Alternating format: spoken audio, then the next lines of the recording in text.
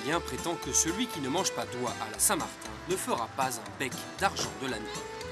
Situé non loin de Venise et de ses milliers de touristes, le petit village tranquille de Mirano a décidé de suivre le dicton à la lettre. Ciccio est restaurateur, les oies il connaît, surtout depuis qu'il organise la course. Allora ho pensato per arricchire la giornata, la tradizione dell'oca, j'ai réfléchi à ce que je pourrais faire pour enrichir la tradition de l'oie. Et j'ai eu l'idée de faire courir les oies. C'est la raison pour laquelle on est ici chaque année plus nombreux. Il y a même des gens de toute l'Europe. Mais comme toutes les choses qui commencent par une plaisanterie, ça se termine avec un règlement. Alors, on a fait un règlement. Regarde. Et noi abbiamo fatto il regolamento.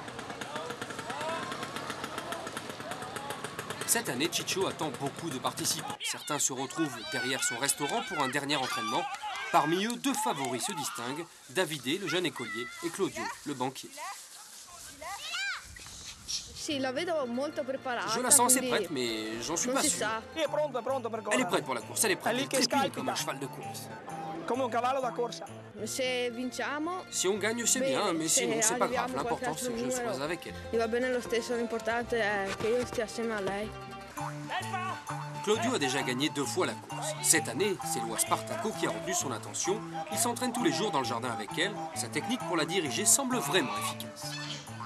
Le secret principal, c'est un lever matinal, un entraînement dur et surtout pas de sexe, pas de discothèque, pas d'alcool, pour l'oie bien sûr.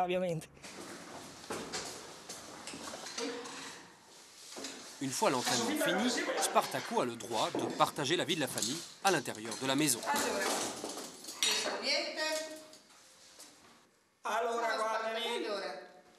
Allez, ce soir, on se couche tôt. Davide rend visite à son oie Lola tous les jours. Leur histoire ressemble à un conte de fées. L'année dernière, il l'a sauvée de la casserole et pour le remercier, elle a gagné la course. Ils sont amis depuis leur première rencontre. La première fois que je l'ai prise dans mes bras, tout le monde me criait d'arrêter parce que Lola venait juste d'essayer de mordre une fille. Malgré ça, j'y suis allé spontanément, sans crainte. Et alors, j'ai tout de suite commencé à l'entraîner.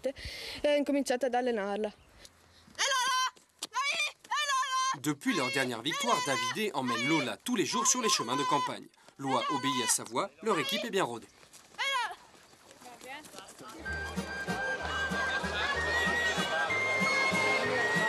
La course va être saine. Les participants arrivent nombreux, mais certains sont surtout là pour s'amuser. Quand je dirai à Gerardo d'aller à gauche, c'est sûr, il ira à droite, à gauche. Quand je lui dirai de s'envoler, il partira vers le ciel. L'arbitre rassemble les concurrents et tout le monde remonte les 419 mètres de parcours jusqu'à la ligne de départ. Les oies sont portées par leur propriétaire. Et c'est parti. Excellent départ de Davide et Lola.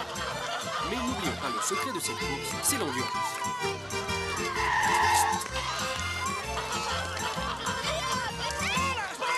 Claudio amorce une remontée spectaculaire.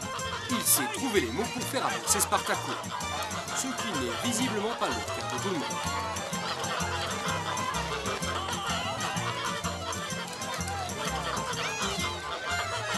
Le final est fantastique, Davide et Claudio sont coude à coude dans la dernière ligne droite. Pendant que certains concurrents s'effondrent, Claudio et Spartaco franchissent la ligne d'arrivée en vainqueur.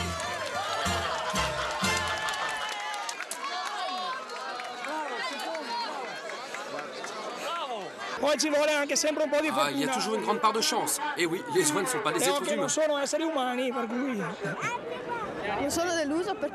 je ne suis pas déçu, parce que j'ai déjà gagné.